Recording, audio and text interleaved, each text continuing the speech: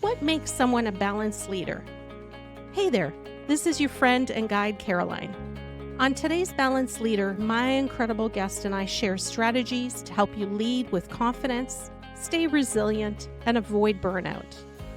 This isn't just about leadership, it's about thriving holistically in mind, body, and spirit. Ready to recalibrate? Well, let's dive in and create the balanced life you deserve. Hey friend, welcome to another inspiring episode. Today, we're uncovering powerful strategies to help you lead with confidence, stay resilient, and sidestep burnout. We're going to dive into the art of aligning your goals with your core values to make them more productive. We're going to build intentional space into your day and find ways to develop tiny, consistent habits that create lasting change. Our guest today is Julie DeLuca Collins, who brings her wealth of experience to share practical advice on how leaders can strike a balance between productivity and well-being. She'll guide us through actionable steps that promote a fulfilling work-life blend while staying grounded in both mind, body, and spirit. So if you're ready to elevate your leadership and thrive holistically, let's get started. Hello and welcome to today's episode of Today's Balanced Leader. I'm excited to have Julie DeLuca Collins with us, and Julie has an amazing story behind her. I often say many of us don't believe we do, but truly when you share your story, it's incredible. So let me tell you a little bit about Julie.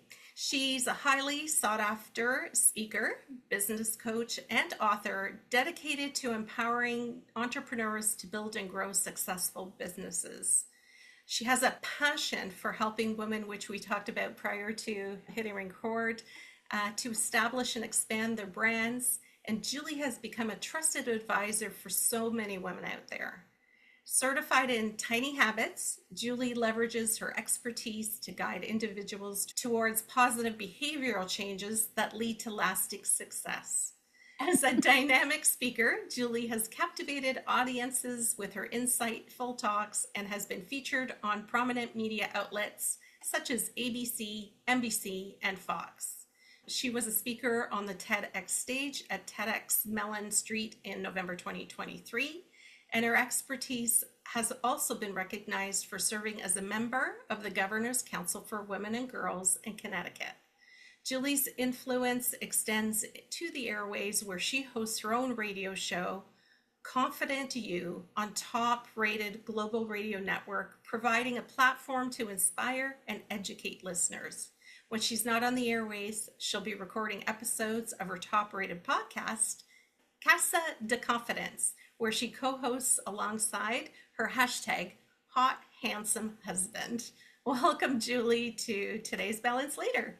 Thank you so much for having me. It is such an honor to be here. I can't wait to have a conversation, although I'm thinking like, who is that she's talking about? It's so hard to hear about yourself, right?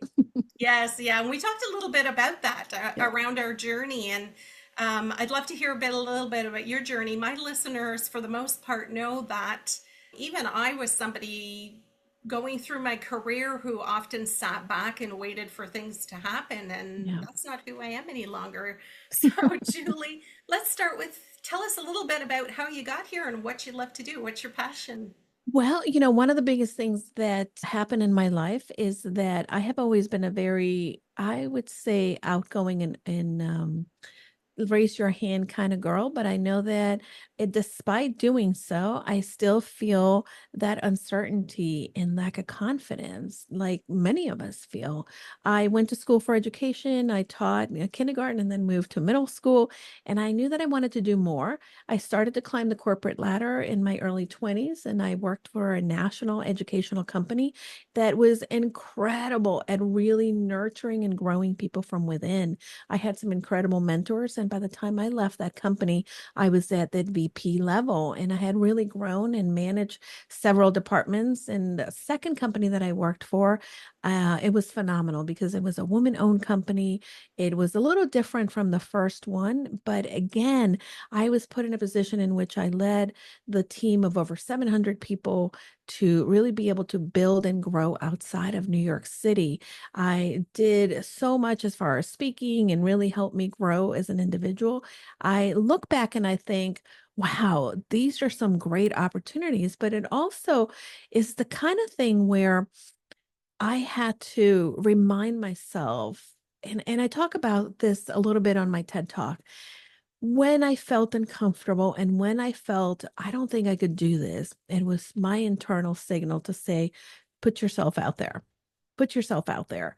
And what I found is that there were some failures, there were some successes, but really putting yourself out there helps you find the evidence that you're capable of doing the things that sometimes you tell yourself that you can't. The other thing too that I found as I continue to go in this corporate journey is that I was seeing a lot of really talented women who would not put themselves out there, who would shy away from taking a step in leadership, even if they were incredibly competent, even if they were incredible at what they did.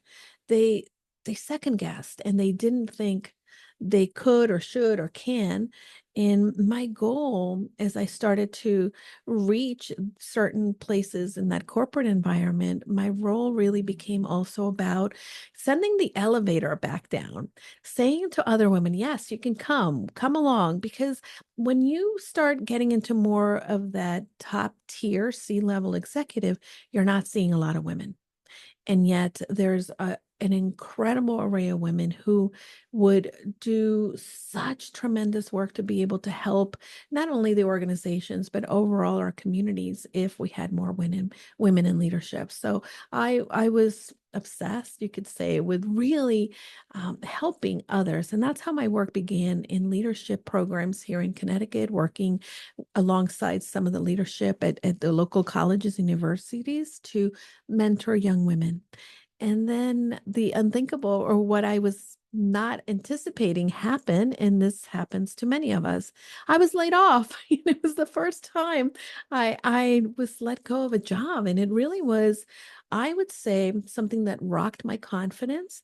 But at the same time, I also knew that I wanted to take a different direction with my career. I knew that I couldn't stay in that organization forever, that there were other things that I was passionate about.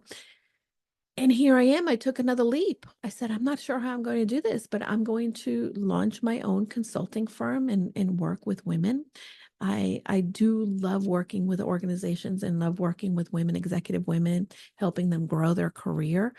But I have become incredibly passionate about helping leaders, individuals who are launching their own business, because a lot of times nobody really says this is how you run a business. And if they do, it really doesn't necessarily fit within us as women in midlife. And I wanted to really be able to facilitate for others and show them the things that have worked with me, that the things that I learned the hard way so that they themselves can have a little bit of a shortcut to live the life that of their dreams, to be able to step into the role of doing the things that they're passionate about while not compromising the freedom that they're after or compromising the type of income that they want.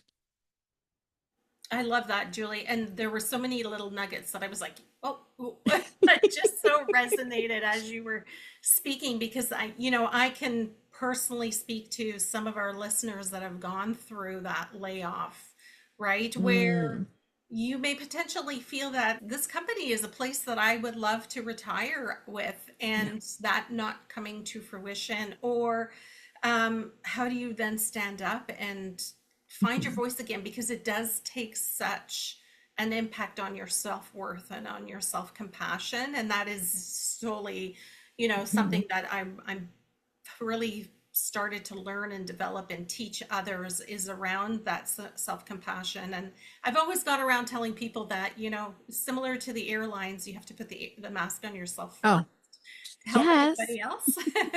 But I love how you spoke about that elevator. You sent the elevator back down, because so often, and we talked prior to hitting record around women who will work 60, 70-hour weeks, have been very dedicated, continue to want to learn, and will never feel like they are ready for that next step. They'll Yeah. always feel like they're missing something. And Mhm. I'd love for you to share more a little bit about that mindset and how we can shift that mindset, if you don't mind. Yeah, absolutely. One of the things that I've always been obsessed with are habits. My dad was a military man, and he stressed the importance of having good habits. And of course, I have some that are great, some that are not so great. And I found that I wanted to build more motivation because I thought if I am more motivated, then I'm going to be more prone to doing the consistent action.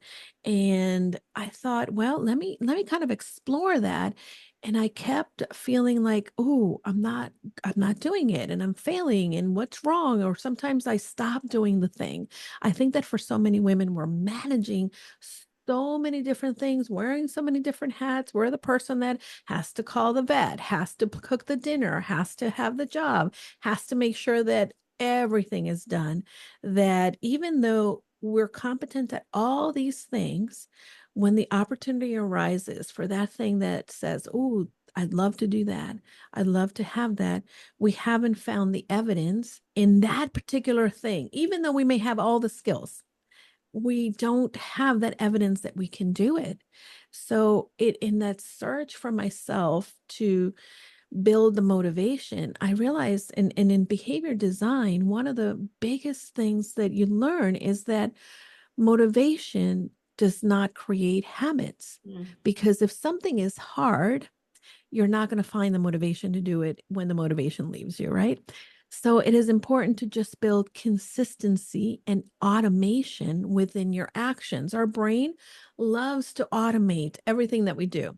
So if we start to show up and say, you know what, I'm going to raise my hand during the meeting, or I'm going to share and toot my own horn, and just little tiny habits within the workplace or within the actions that we take, then all of a sudden we're going to find that it becomes easier, that it becomes innate to what we do.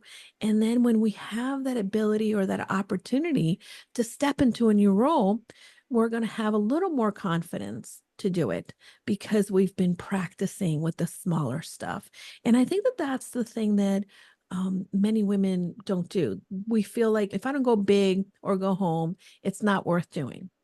But the reality is that if you do it every single step of the way and you celebrate that you're doing and look at, wow, look at me, I did it. It was hard to do that, but I told my boss my idea, or I shared with the team, or I said no to something that I felt was not the right direction. If we start to practice that, you'll start to see that it becomes much easier. And that's one of the things that I feel we need to really be able to share with each other, that it's not necessarily the big stuff that moves us, is the consistency in the small stuff. Hmm. I love that. And so, Julie, could you share maybe some of your daily habits that you Yeah, really, or even ones that you've mastered, but some daily habits that really helped you to maintain that confidence and really take those sure. steps? There's so many little different nuggets, and I will tell you that by no means, and I want the audience to hear, I am I perfect. In a perfect world, yes, I would get up and meditate and work out and do the thing every day. And sometimes I'm better than others, but I've also learned to give myself a little bit of grace. Some of the habits that really have helped me, and I will give you my recipe for one of the most simple habits. Every morning when I get up, I have three little dogs, and they require me to take them downstairs rather quickly. So I come down the stairs, and then the prompt that reminds me to make this habit happen is that when I let my dogs outside and they go out the back door, I typically have a bottle next to the sink, and I fill my water bottle with water. And once I fill the water bottle with water, I give myself props and I say, "Good job, Julie. You're a girl who drinks water every day." And that begins to set in motion the behavior that, and I bring my water into my office. I sit down and I have it here. Now, as the day goes by, I need to go to the restroom, right? So that's my other prompt that reminds me, hey, your water bottle is probably empty. So go fill it out again. That little thing immediately gives me a win. and immediately helps me feel like, oh, okay, I did it. Yay, me. Right. And that is a very, very small but powerful habit because it sets me up already with a win first thing in the morning. The other thing that I do that has helped me be incredibly successful is that when I come into my office, I sit at my desk. So many different things to do or to see. We can open either social media or email, and we start running. But do we really begin our day with intentionality? So the first thing that I do when I come to my desk is I open my calendar and I take a look at what my day is going to look like.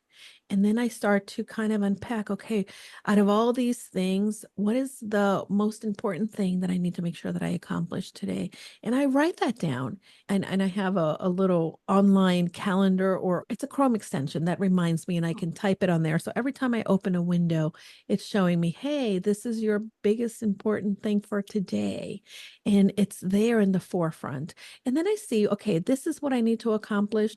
This is what my day looks like. When am I going to do it? So that I'm actually taking myself to task. I think that a lot of times, many of us are answering to somebody else's demands. Email, for instance, 9 times out of 10, that's someone asking something of you. Mhm. And it is something that robs us of time. It robs us of that peace of mind, and we can become very immersed in that. And the reality is that that may not necessarily be a task that moves you forward in your business, that moves you forward in your career. It obviously is one of these necessary things because we need to communicate, but we're doing email wrong. We're doing it wrong. I want you to not start off with your email when you start. And second, I want you to take a scan at your email. Look at everything that you've received. And then the things that you do need to answer right away, go ahead and answer them if it's going to take you less than 3 minutes.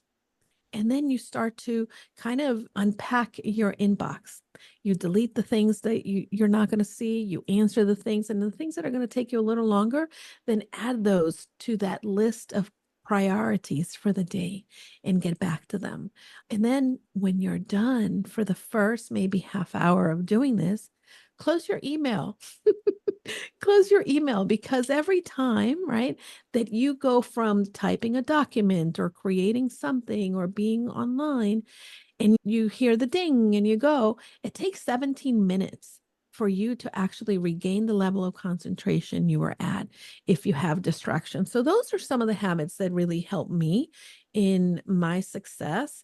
And again, I can add walking or doing yoga in the morning. I journal. I do love to journal, but there's some days in which I just need quiet. I don't necessarily want to write, or I need to just breathe after the weekend and not necessarily be incredibly active or moving. It's important. I know that I feel better, but the habits that I mentioned are really the ones that I'm really consistent with on a day in and day out. Yeah, I love that. I actually, one of my coaching clients, I was showing her around the closing off. Your calendar is what you're Mhm. visualizing on, because that is what you've Oh, deemed. You've put intentionality into mhm. it. You've deemed it to be important. And so Yes. we don't want email it distracting. And she's like, but the email is where I find my files. And I'm like, okay, well then you hyperlink them. You And hyperlink them. you Yes. link it, you bring that link, copy that, and you, because you can do that. Mhm. Because I think it becomes an excuse of I have to have that email there Yeah. because you're going to miss something. And I've Yeah. always tried to train anybody that's come across my world where, um, think about email as writing a letter, and it's something that used to come by Mhm. postage, right? Yes. So Yeah. if it's urgent, what are other ways that they're going to reach out to you? They're going to text you or Mhm. call you. Okay, well, until such time, that email is not that important then. Stop making it as important as it really isn't. Start focusing on getting the important things done, to your point, to the things that you've now intentionally Mhm. set some time to. I love that. Yeah, absolutely. And I have to say, you hit the nail on the head. If someone really needs you, they'll reach out. And for instance, I had a colleague of mine visiting. I'm putting on an event in October, and we were doing a lot of visits with some of our speakers and our site. So I'm behind, right, on email. And most people would think it's crazy that I've opened a couple emails here and there, but I haven't been sucked in. And yes, if someone needs me, they are going to either reach out to my assistant or they're going to say, "Hey, Julie, what's going on with this?" And then you tend to be found. You don't need to. Yeah. So that's what happens. I love that. Love that. And I wish more people would start to really try it. Like you have to give it more than Mhm. 5 minutes, Yeah. because it's a habit. It's a long-standing habit that you have to take. But I would say Mhm. going back, and I can't even think of some of the programs I used to take way, way back in the day. Mhm. I just can visualize it had a hardcover. It was a David Covey or something like that, Mhm. where they would say the same thing, like you do not want to have your email in front of you. You want to have your calendar in front of you because that is what you're achieving Yeah. throughout the day. Exactly. Yeah. Exactly. And I think that you are going to see, and this is really where we have to put our hand in our heart and say, what am I getting from being on email? Am I getting the sense that I'm being productive? But yet, that is really a passive action. Mhm. The most important things that will move you forward is actually speaking to the person, delivering the thing, being in front of your ideal customer or your partners, networking. It's not answering email that is actually going to move your business. It's going to give you a little hit of dopamine because, like, oh my gosh, I answered everybody. I'm so productive. But it's not. That's false productivity. Yes, I agree. Agree. So, what do you think would be, based on some of our conversation, what do you think the most common productivity pitfalls are that you've observed through what you've been doing, what you've observed in workplaces, and then how can leaders address them? Because I may identify some of them, but it may be a colleague or a direct report that has them. So maybe we can talk about what are they, and then how would you address them for self or for somebody else? Yeah, one of the biggest productivity failures that I see, and whether it be an organization or an individual, is we create these aspirational goals. But these goals are not necessarily aligned to our values. And when we don't align our goals to our values, our action daily, it's going to align to our value, not to the goals. And then we won't make the progress. I see a lot of women entrepreneurs, for instance, say, "Oh, I want to get 10 new clients." But they really, really, maybe they're valuing spending more time with their family. Not that there's anything wrong with that. This is why we become entrepreneurs. So at the end of the maybe 12 weeks, you realize, like, wow, I didn't get any new clients. Well, let's look at where your time was spent. Maybe you didn't work certain times. Maybe you didn't attend networking events. Maybe you didn't collaborate with other people. Those are the things that kind of move you forward as opposed to not showing up for yourself. I think that also in corporate America, we see a lot of organizations that set up all these lofty goals, but then they're not necessarily giving everybody the breath to be able to go after them or the guidance. And we fall back into doing these little things rather than the big things. Now, what I tell my clients, and I'm sure your listeners have heard the example of the professor that comes to the classroom and has a jar. And then first he dumps a bunch of big rocks in there, right? And then the medium rocks, and then the sand. Well, the biggest thing that I want to encourage individuals is to be clear on what is important to you. What are your big rocks? Many of us like to take vacations, step away. Those are your big rocks. At the beginning of the year, that's one of the first things that I do is I block off all the times that I'm going to be off so that I have a clear understanding. Number two, I go ahead and I put in all of the medium things, right? So, meeting with clients, delivering services, or doing some of the professional development for myself. Those are your medium rocks. And then kind of the minutia, right? That's the sand that you're filling in between those other things. And that's one of the faults of productivity that we have, that we don't prioritize. We think, okay, I can do it all, or you don't have a clear path to where you're going. You're just, okay, I need to do this, and you're allowing the day to happen to you rather than you intentionally creating the day. And that happens both for entrepreneurs and for individuals in the corporate arena. As a manager, it was very important for me to be able to communicate to my team, hey, this is our focus for the next 12 weeks, or for the next 6 months, or for the year. And then we started to plan accordingly. Like, if this is the thing we're doing, what are the actions that we need to do on a continual basis, daily, weekly, monthly, to move forward that goal, as opposed to just saying, oh, we want to get 10 more clients, but not necessarily realizing, like, how do you get those clients? Do you talk to people? Do you ask for referrals? Do you outreach cold, or do you ask for past clients to come back? Those are the things that you really need to map out. And that's important. And that's where people really go wrong a lot of times. Yes. Yeah, and I think too, it's we can get distracted quite Hmm. easily, right, with something else Yeah. that's coming up. And I often used to say to my team, listen, here is our objective. Once we've Mhm. achieved that objective, and we were hardworking, so a lot of times Mhm. we would achieve the objective in a shorter period of Mhm. time. I'm like, then if we have extra time, let's Yeah. pin that, right? Some Mhm. people put it in the parking lot. I do like, Yeah. let's pin that, and then when we can work on things that are more fun, where we Hmm. get to play in the sandbox a little bit, then we can go back and revisit them and say, hey, let's do some of these. But for now, we have these objectives, and these objectives are tied to company goals and Yeah. financials. And Mhm. to your point, you may not agree with all of them, but you can find ways to make a difference and to Mhm. drive them, because a lot of time businesses will just give you the overarching.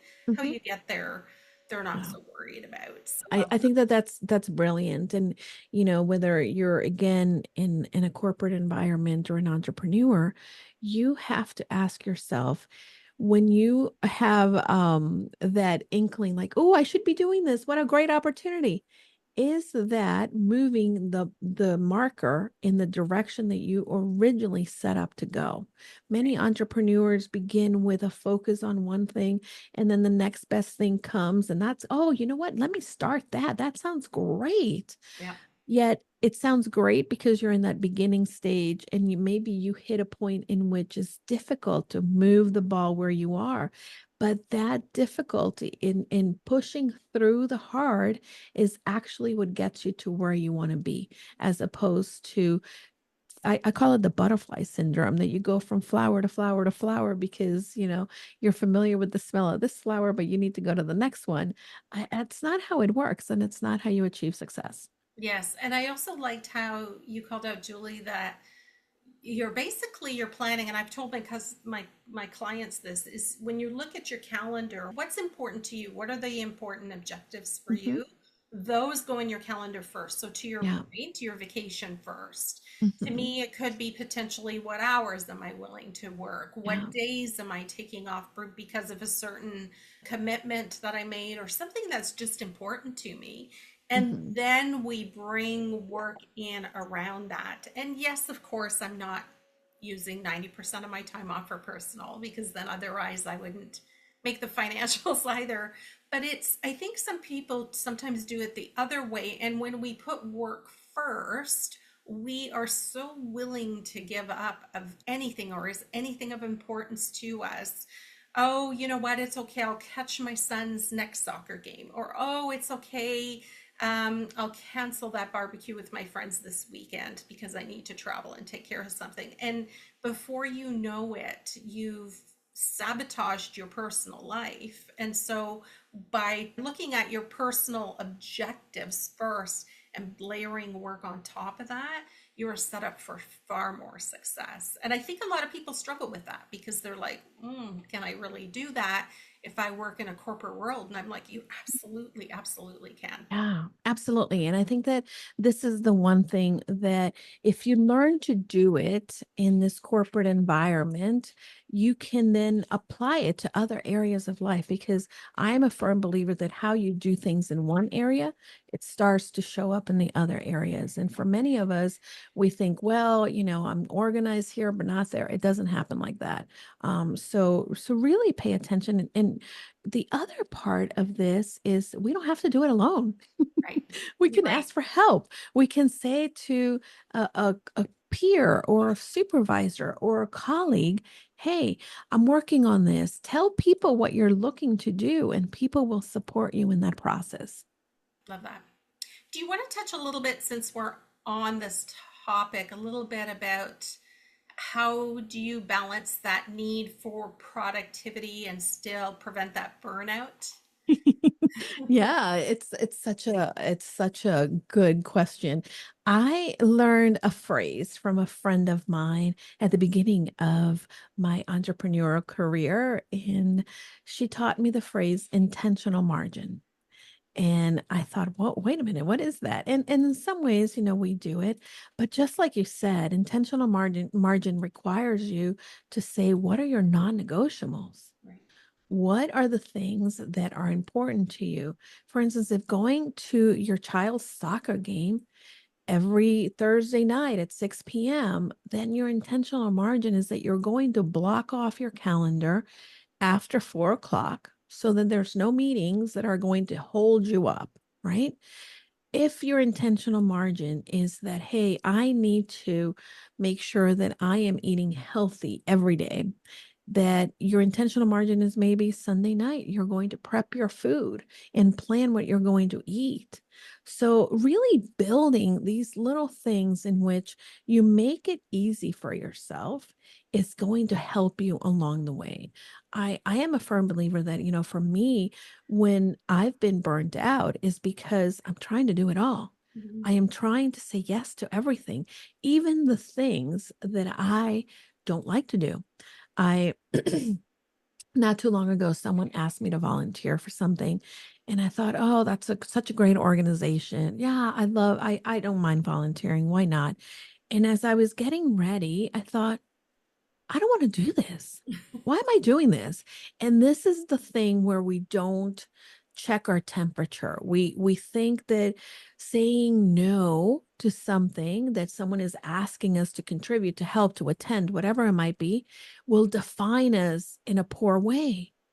Even if someone thinks poorly of you, do not take on somebody else's priorities for you, because then you will still want to do your priorities, do their priorities, and something is going to have to give, and it's mostly going to be your mental health, and that's how we end up burning ourselves out. So say no. No is a complete sentence. Be okay with saying, hey, I would be happy to participate, but I can't bake those cookies. I can definitely contribute for somebody else to go and bake double the amount of cookies. Those are the things. Be creative, and ultimately people will appreciate that. Mhm. People will honor that response because they would rather have a committed person help do be than someone who is just kind of showing up to phone in their participation as opposed to really being there. And those are the worst. The individuals who are there that you can tell don't want to be there, Mhm. especially when you're doing any kind of volunteering, because you're almost tempted as the host of it to say, "Hey, you need to leave. You need to go." Yeah, that's okay. Thank you, but no thank you. We've got enough people, thanks. But Yeah. it can be tough. But I really like how you say that, because I can be excited for you. So Mhm. if you've picked up something that you specifically want to do and volunteer for or whatever, I may be excited, but I'm picking up on your excitement. It doesn't mean it's going to be the same exciting for me. And it's okay to say, you know what, I'd love that you do that, but that's Mhm. that's not up my alley. I prefer Yeah. doing X or Y or whatever that is. Julie, you talk about tiny habits, and I want to go Mhm. back to that a little bit. So, can you explain a little bit in more detail the concept of tiny habits and how small and incremental changes can lead to those big changes? So, maybe how Mhm. we start with something small and then it grows into Yeah, something beautiful. absolutely. Thank you for asking about this. Is one of my favorite things to talk about. As I mentioned before, I was really obsessed with this thought of like habits and creating the habits, but really continuing to not be successful at it. And this is one of the reasons that I became a tiny habits coach. Like many people, have read the different books, the Power of Habit, Atomic Habits, and really there was a piece missing for me in all of these that I couldn't quite figure out. And it wasn't until 2021 I actually had the opportunity to hear Dr. BJ Fogg, who is a behavior design scientist. He's the founder of the Behavior Lab at Stanford University. He has been studying habits and behavior for over 20 years. His research is actually the research that the book Atomic Habits is based on. And all of a sudden I heard him speak, and it was like a light bulb went off, like, oh, I get it. I get it. All right, this makes sense. And one of the things that Dr. Fogg talked about is, again, when we don't celebrate or give ourselves credit, it is very difficult to automate something. Additionally, when we are looking to, for instance, think of January 1st, right? Everybody wants to create the habit of working out every day. Well, if you haven't been, and all of a sudden, maybe January 1st, you're going to be very gun ho and go after the workout. But that is a hard thing to do. And you're motivated to do it. So you show up and you do it. But a month later, when your motivation is gone and when life is happening and it's cold outside, or you're traveling or busy with work, it's going to be very difficult to continue doing that. And then what do? You make yourself feel bad. Oh, I'm a failure. I didn't do that. And then when you feel bad, you cannot create a new habit. Our brain likes to feel good. So what Dr. Fogg started with is find the anchor moment. Find something that you are already doing that is an automated behavior in your life. So for instance, for me, letting my dogs out every morning, that's an automated behavior, right? We talked about that. So now I add my desired behavior. My desired behavior is to drink more water, but I am only going to do a very tiny piece of the behavior. I am not going to say, okay, I'm going to drink 120 ounces right here, right now. No, all I do is I start small. I fill my water bottle. And as soon as I do it, I give myself credit. Good job, Julie. You filled up your water bottle. That little celebration, that telling myself, good job, is a little bit of what starts to let my brain know, like, oh, I want to feel like that again. So I'm going to do that again. And that's how we start to create this new neural pathways in our brain. Now, habits and little habits are like our plants. We drop these little seeds and then we water them. Every time we do them, we're watering them and we're fertilizing them by the celebration that we're giving ourselves. And then the habits will start, right? So, for instance, I filled up my water bottle. Okay, I might as well drink some of it, right? I bring my water bottle to my desk. Okay, I might as well keep drinking, right? So, these little things, then the habit becomes attached to your behavior already, becomes part of what you're doing, and then you're doing it more.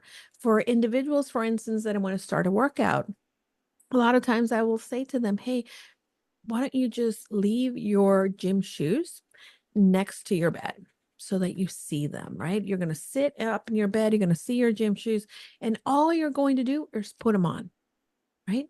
All you're doing is putting them on. And then some days you're like, oh, you know what? I have my shoes on. I might as well go for a walk. Or I'll just go from here to the mailbox, or I'll go around the block. And starting small and then saying, oh, I did it. You're starting to create that evidence that you can do whatever it is, the behavior. But always start in a doable, meaningful way, because that's how you're creating the consistency of doing something. And by the way, on the days that I fill my water bottle and I don't drink my water, I am still successful because all I was trying to do was fill my bottle. If I decide to put my shoes on and didn't go for a walk, I am still successful. So I don't have the opportunity to make myself feel bad for not doing the thing, because I did do the little thing that I wanted to start with. It's so simple when you say it that way, as opposed to, you're right.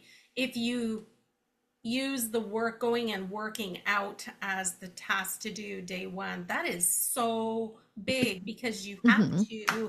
you have to achieve all these steps in order to get Yeah. there, right? You have to put your shoes on, you have to grab your stuff, you have to drive Yeah. yourself there, you have to, right? Yeah. It's, and that Yeah. there's something that is going to pop up and go, yeah, I don't feel like it. Right? Right? Where Absolutely. I like that. A friend of mine calls it, this is the stacking, right? So once Hmm. you've got a habit, to your point, Yeah. dogs would be your habit. What's one other thing I could add to it? And so Right. she and I had challenged each other, because I said, well, I love to read, but I had fallen off reading and I want to get back to Hmm. it. She said, well, do you have a morning beverage that you sit and enjoy? And I was like, yep, it's either Hmm. I either do a cacao ceremony in the morning, or I have my cup of coffee. And she's like, okay, so what would it take for you to read 5 pages while you're having your coffee? Yeah. And just, Starting small. That's I the was way to like, go. and now yeah, I'm going through books. So I love it. Right. Yeah, Absolutely. If we think, oh my goodness, I'm going to read 100 books in the year, yeah, that seems seems very so daunting. much. But if you start with, I'm going to read 5 pages today, it becomes Easy. very, very easy to implement. Yeah. And if you read 10, great, but your expectation is 5. And I love how, because you're right, it's all around rewiring the brain. I did a Mhm. recent email challenge just called Taming Your Inner Critic. Because I Mm, don't believe you can get rid of your inner critic. It's there for a agreed. reason. It's there to keep you Hmm. safe, right? But it Yeah. was, what are those couple of things, or how could you challenge it a little bit differently? And so I can see, this being a way for you to be able to it can be simple, but it's almost like you're challenging yourself a bit, like, oh, I did it. I finished my, whatever you talked about earlier today, I wet pee. So you know what? My water bottle must be empty. So I'm going to go Hmm. fill it up again. Yeah. You can start to have some fun with it a little bit too, which doesn't make it so daunting, because when it's daunting, nobody wants to do it. 100%. You are so right. And that's part of human behavior, right? Our brain is trying to keep us safe, and we have to normalize that. Number one, and then these are the four ends that I typically will share. And I learned these from another coach that has been very influential in my life. The first thing, when you're trying to do a behavior and maybe you have resistance, notice, ooh, I don't want to do that, or I'm uncomfortable with that. Notice. And the next thing you want to do is neutralize the thought. Oh my gosh, I'm so human. Of course, it's hard to do something when I haven't been doing it. Yeah. You neutralize it, and then you normalize. Hey, I will definitely be able to do this. I'm going to tell myself that I'll start small. So normalize that you can do the behavior, and then ask yourself, what is the next best thing that I can do? Right? Right. Notice, normalize, neutralize, the next best thing. Those four things, when you have the four ends in your behavior, then you're going to start to be able to, maybe sometimes all you're doing is noticing, and maybe you're not sure how to neutralize it and how to take the first next step. That's fine, but notice it, Yes. because from there, you're going to be able to build some momentum. Yes, when we positively notice anything, it is the opportunity to see it, Mhm. to Yeah. change it, to own it, like Mhm. whatever it is that you choose to do with it at that point in time, as opposed Yeah. to ignoring it. So I love Hmm. that. Yeah. Is Yeah. Julie, is that part of your motto? Because I've got the question here, but your motto. Your motto is go confidently in the direction of your dreams. I Yeah. absolutely love that, because I really believe, so part of the reason I got into coaching at my age, I talk about, it's never too late, because the only time Yeah. it's too late is when you're on death's door, and it is too late. But I Yeah. choose not to have any regrets. So I love that Mhm. idea of go confidently in the direction of your dreams.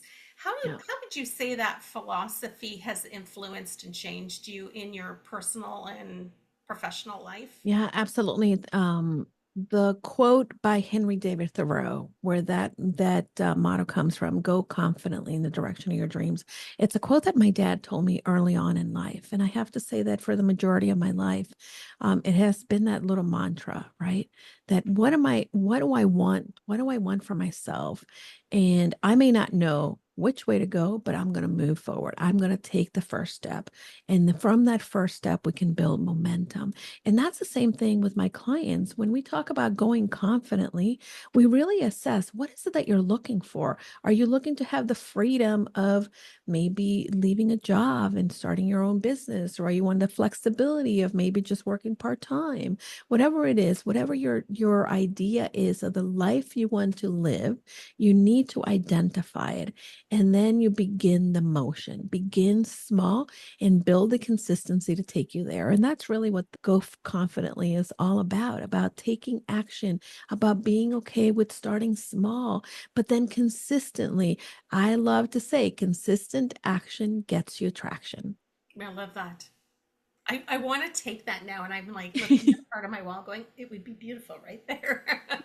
As a reminder every day. Yeah, Yeah. it's gorgeous. It's Yeah, gorgeous. absolutely. And there's days that again, I may not feel very confident or pulled together, but I remind myself, hey, Julie, go confidently. Where are you going?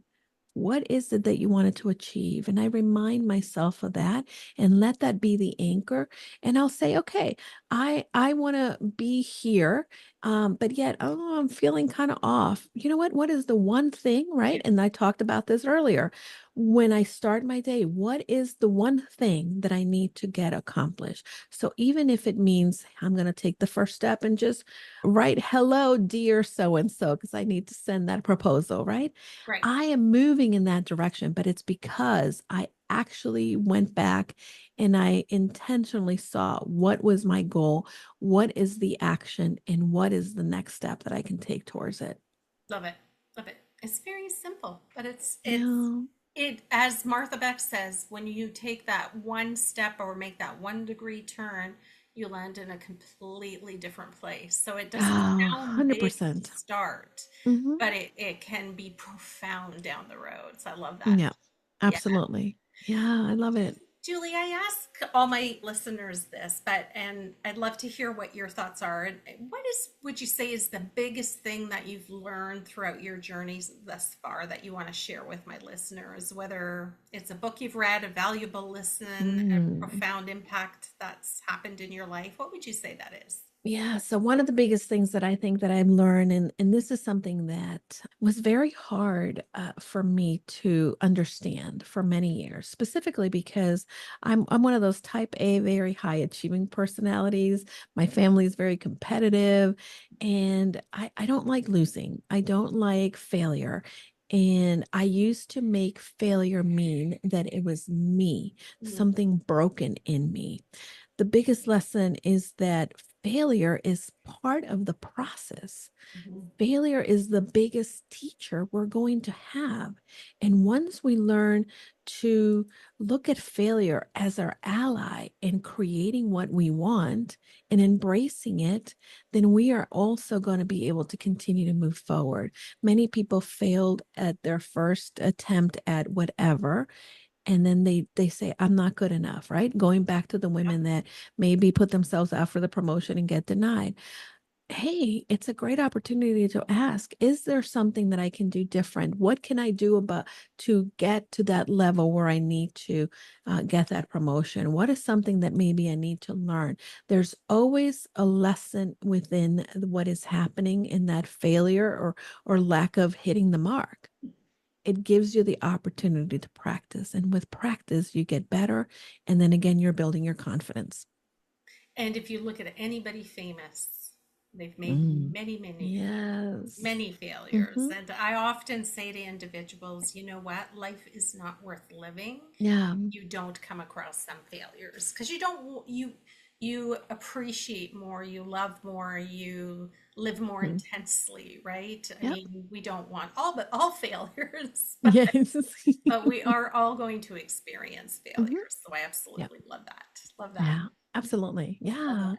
Julie, before we go, I want you to tell my listeners about your podcast so that they can listen to it and anything else that you want to share. Realizing, of course, I will have all your social media contacts as part of the story. So, Yeah. Well, thank you so much for having me. This has been a really fun conversation. The podcast is my little baby, and my husband has helped me along the way. It is called Casa de Confidence, or the Home of Confidence. And we really talk about going confidently in the direction of your dreams. And we have the stories and the conversations with the people that maybe we see from the outside and we think, oh my goodness, look at them, how perfect, they have it together. No, we talk about and unpack maybe the failures, maybe the things that derailed them or the doubts that they had. But we really talk about and normalizing how we're all in the same place. And it's just that consistent action that moves you forward. I am incredibly fortunate that my husband is not only my co-host, but he's also my producer, and he has helped me grow the podcast. And we now help others do the same, is growing their brand authority through helping them put their podcast out there. So that's what the podcast is about. And very similar, the radio show is the same. The podcast can be found in all of the podcasting platforms. As far as connecting with me, I would love your listeners that if you want to come hang out on Instagram or LinkedIn, tell me something that resonated, or if you have a question on something that I said that maybe you need clarification, Julie DeLuca Collins on all of the social media platforms. And if individuals want to learn the framework of tiny habits, the Tiny Habits Academy and myself, we offer a 5-day free coaching program. And all you need to do is sign up. We won't try to sell you anything. We will just teach you and help you implement 3 tiny habits that will move you forward in your life. And people can go to goconfidentlycoaching.com/quick links, and you can sign up for the Tiny Habits coaching there. I love that. And make sure I'll include those all in my stories. If there's any extras, by all means, send them to me. But I think it is so great. And if there's ever any time where you want to make a lasting impression, have some momentum, why wait till January all the time and really start to Oh, build some of those habits now, yes. start to change that confidence, start to tame that inner critic, all those Mhm. things that we've talked about. Now's the time to do it. You've got 6 months to be able to do that and enter the new year with Yeah. such grace and confidence. I wish Absolutely, that for absolutely. everybody. And if I may leave you with one thing, there is an incredible book that I use the framework with my clients. It's called the 12-week year. And really what it focuses on is, don't wait for January 1st. You can start 12 weeks anytime. Start doing the quarter, stop doing quarters, right? Because like right now, right, we're in the middle of what people call that third quarter, and guess Yeah, what, if you didn't start at the beginning of the quarter, you're like, oh, but we're halfway through. This is why you run your year at 12-week increments, because you can start the 12 weeks at any point, I love and it. then you are not waiting for the life to happen to you, but you're making things happen in your life. I'm going to make sure I include that in the show notes. A 12-week year. Yeah. So that's fabulous. That's the thing. Thank you for sharing that, because I'm often thinking of ways that we can make small changes in our Mhm. lives. They don't have to be monumental. They can be Mhm. blessings to you if you can make it happen. But Yeah. what are those small steps that you can take today that start to make Mhm. a difference? Why wait till the end of the year and a new year? Start them now. Yeah. So thank you so Yeah, much for your time. absolutely. Well, thank you so much for having me. It's been so fun to be able to get to know you and talk about these things that I'm incredibly passionate about. Yes, it's great. And as always, listeners, subscribe, like, and tell us in the comments what you liked, and you'll have Julie's information so you can get to know more about her. So thanks for your time today and have a beautiful day. Thanks for tuning in to today's Balanced Leader. If you want to go even deeper, then visit my website at carolinebaird.com, find some free resources, and look at all the different ways that I can support you to become your best self. Remember, change begins with just one small step. It's those tiny actions that start you on the path to achieving your dreams and finding balance. And as always, life is an experience. So take a moment to enjoy the journey and appreciate the progress you make along the way. Until next time, keep taking those small steps, savor the journey, and lead with courage and authenticity. This is Caroline reminding you to stay bold, stay balanced, and keep moving confidently towards your dreams.